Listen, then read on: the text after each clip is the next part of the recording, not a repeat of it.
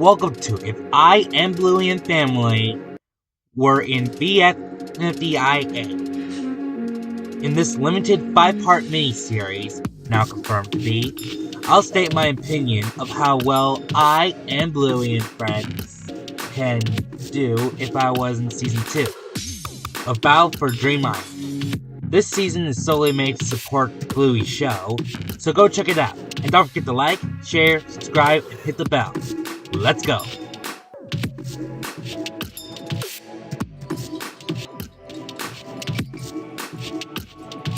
Last time we managed to survive the first 4 episodes almost without a scratch.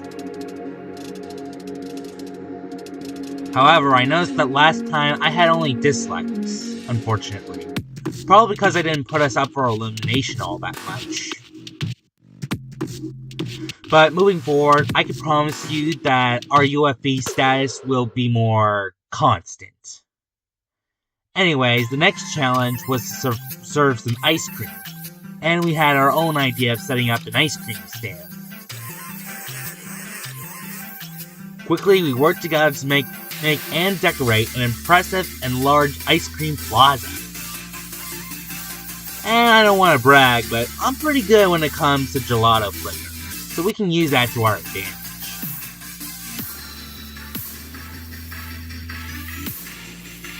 And that won us the challenge by a landslide. What happened next was an unfortunate sight. In addition to Fries moving back to Team No Name, the Puffball speaker box made us disband our team. I moved back into Wobunch, Louie and Bandit moved to Team No Name, and Bigo and Chili moved to Free Smart. During the challenge, which was to rip off Flower's petals, Bluey, Bingo, and I got into a fight, but that was just because we were upset that we were unable to team up for this episode.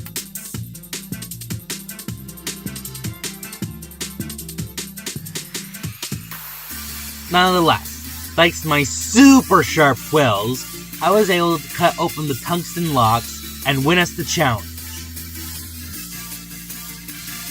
Allow me to give you more depth on how the eliminations work.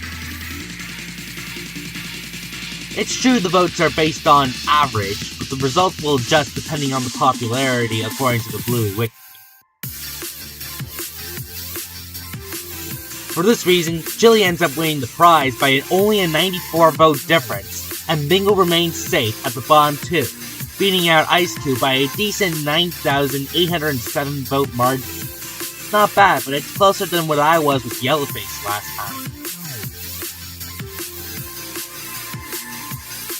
However, Chili's prize remains the same, and she still shrinks Pin, only based whether or not they don't mind getting shrunk, not whether or not they like Free Smart.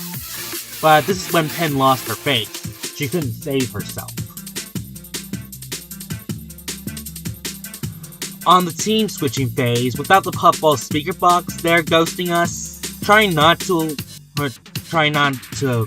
allow us to team up. We were able to reform the healers again.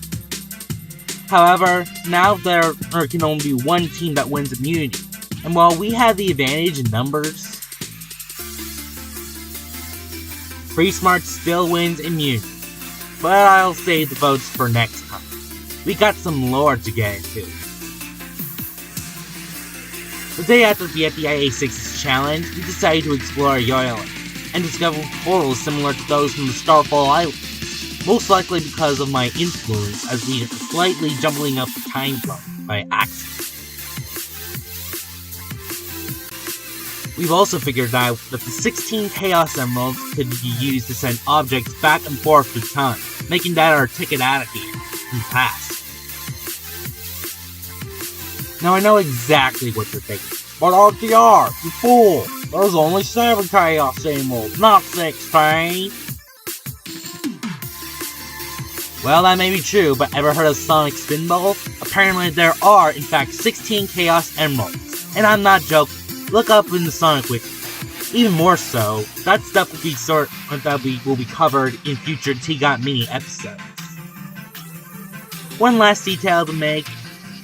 Just make a long story short, the we'll get into some sort of rumble with this orange figure as seen in the picture, and I and him will pull an Inanimate Insanity Season 2, Episode 12. And that's the end of Part 2. Thanks for watching. Be sure to like, share, subscribe, and hit the notification bell. And I'll see you next time. And remember, this series is made to support Bluey, so don't forget to check out all her channels.